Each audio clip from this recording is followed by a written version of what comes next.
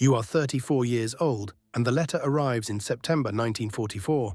Your wife stands in the doorway of your small farmhouse in rural Japan. She does not cry.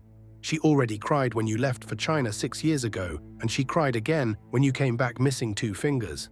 Now she just folds the paper and sets it on the kitchen table. Your father says nothing. He fought the Russians in 1905. He knows what the letter means. You have already served. You came home. You have 2 children who barely remember you leaving the first time. None of that matters. Japan's conscription law says every man between 17 and 40 belongs to the emperor, and you are a recalled reservist. A number on a list that someone in Tokyo decided to pull. They are building a fortress on an island you have never heard of. Iwo Jima. Sulfur Island. 8 square miles of volcanic rock 660 miles south of the Japanese homeland. The Americans want it as a landing strip for damaged bombers.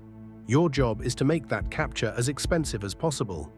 You board a transport ship in late 1944, the deck crowded with men just like you, reservists and conscripts, heading south through submarine-infested waters. American submarines are hunting every convoy in the Pacific, and thousands of men on other ships never make it.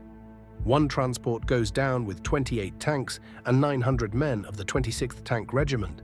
You make it. That is not necessarily good news. You step onto the black volcanic beach of Iwo Jima expecting a military posting. What you get is a construction site. Your commanding general is Tadamichi Kuribayashi, a 53-year-old cavalryman who once studied in the United States.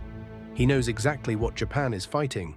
America, he wrote to his wife, is the last country in the world Japan should have picked as an enemy. He also wrote that he would not be coming home. His orders are simple. Forget everything the Imperial Army taught you. Forget beach defense. The Americans will pulverize anything built on the sand.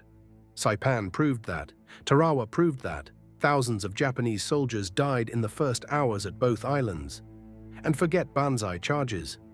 Kuribayashi calls them an unnecessary waste of lives. You will not die gloriously charging into American machine guns. You will die slowly, underground, after killing as many of them as possible. So you dig. Every soldier on Iwo Jima is an engineer now. 3 rotating shifts work around the clock. 1 shift digs tunnels through the volcanic rock. 1 shift guards the perimeter. 1 shift trains with weapons. Then you rotate. The rock is soft enough to cut with pickaxes. The heat is not. Inside the tunnels beneath Mount Suribachi, the temperature reaches 120 degrees. In the hottest sections, near the sulfur vents, a work shift lasts 5 minutes before you rotate out. Your rubber shoes melt against the ground. The sulfur gas burns your throat and stings your eyes. You wear a cloth mask over your face. It does not help. By February 1945, you have carved 11 miles of tunnels beneath the island, 30 to 40 feet deep. Some chambers drop 75 feet below the surface. The main communications bunker is 150 feet long, buried under solid rock, its walls poured from concrete mixed with the island's black volcanic ash. You do not know it yet, but in a few weeks American naval shells will hit those walls directly and do nothing. The tunnels work exactly as designed. But here is the thing nobody tells you. Imperial General Headquarters in Tokyo has already issued your posthumous promotion. They did that before the battle started. This island is not a fortress. It is your grave. They just have not filled it in yet.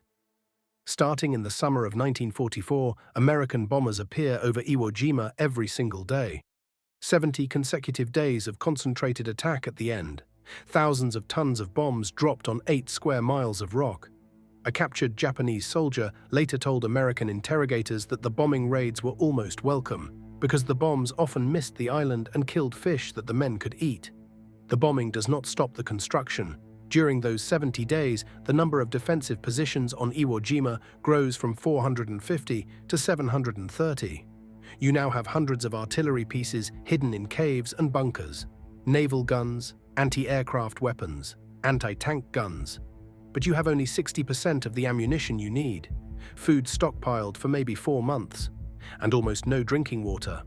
The island has no natural spring. You collect rainwater in concrete cisterns and distill seawater when the equipment works. 1 canteen a day if you are lucky. Half a canteen if you are not. You look at the tunnels stretching beneath the island. You look at the artillery pointed at the beaches. You look at your half-empty canteen, and you start to understand. February 16, 1945. The American invasion fleet appears on the horizon. You stand at the observation slit of your bunker and watch the ships come on. You have never seen so many vessels in your life. You stop counting somewhere around 100 because there is no point. It is one of the largest fleets the Pacific War has ever assembled, and it is heading straight for your 8 square miles of rock. 3 days of naval bombardment shake the island. Kuribayashi orders complete silence. Do not fire. Do not reveal a single position. Let them believe they are destroying something. February 19, 1945, 1 minute to 9 in the morning. The first American landing craft hit the water. A young radio operator watches from a bunker near the beach and later says the scene reminded him of a crowd of baseball fans waiting for the stadium to open. 6,000 United States Marines in the first wave. They struggle through black volcanic ash that swallows their boots to the ankle. They can barely walk. They can barely run. For 35 minutes, you hold your fire. Let them bunch up on the beach. Let them pile on top of each other. Let them think the bombardment worked. At 9:35, bugles ring out across the island and everything opens up at once. Artillery from the hills, mortars from hidden pits, machine gun fire from concrete bunkers the Americans never spotted. Every inch of that black beach has been pre-registered for months. You have been waiting to pull this trigger since September. You thought your hands would shake. They do not. By sundown, there are almost 2,500 American casualties. That night, the Marines dig in and wait for the banzai charge because on every other Pacific island, the charge came. It was doctrine. It was tradition. The charge does not come. Instead, small teams of 5 men slip out with grenades and knives and probe the American lines in the dark. The Marine commander, General Holland Smith, surveys the beach and says something that will make it into the history books. I do not know who he is, but the Japanese general running this show is one smart bastard. Day 2, the flamethrower tanks roll off the beach. Sherman tanks that spray burning fuel into bunker openings at 2,000 degrees. Through his headset in the communications bunker, the radio operator hears the screams of men he was talking to moments before, blending together until they sound like static. Mount Suribachi falls on February 23rd. 800 defenders, 7 stories of tunnels inside the volcanic cone, days of brutal close fighting. When the American flag goes up on the summit, you still hold most of the island. But you have started noticing something. The men around you in the tunnels are changing. A private asks whether his parents have arrived yet.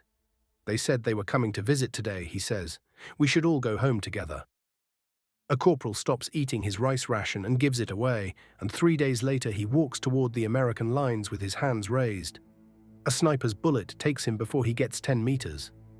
At night, muffled single gunshots echo through the tunnel network. The sound of men who could not wait any longer.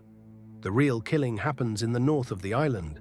Hill 382, Turkey Knob, the rock bowl the Americans call the amphitheater. The Marines named the whole complex the meat grinder. Your tactic is simple: let them capture a position, withdraw through the connecting tunnels, call down mortar fire on coordinates you registered months ago. Then, at night, reoccupy the position through the tunnels. Make them take the same ground twice. Make them take it 3 times. Hundreds of Marines die taking that single complex. An ensign volunteers as a tank killer. 5-man teams crawl out after dark to ambush Shermans with magnetic mines. You hide among the decomposing bodies scattered across the battlefield. American bodies, Japanese bodies. It does not matter anymore. They are not people. They are cover. The smell fills your nose and stays there for days. After 24 hours lying in the filth, no tanks come close enough to attack, and you crawl back to the tunnel entrance. You do not talk about what you saw out there. By mid-March, you are compressed into a pocket 700 yards long and 500 wide. The Marines call it the Gorge. You have not eaten in 5 days. Your lips are cracked so badly you cannot chew. You suck on roots and on moss scraped from the rocks. Your water ration is half a teacup a day, and when it runs out, you drink your own urine. Someone finds a well in the no man's land between the lines, and you sneak out at night to fill canteens.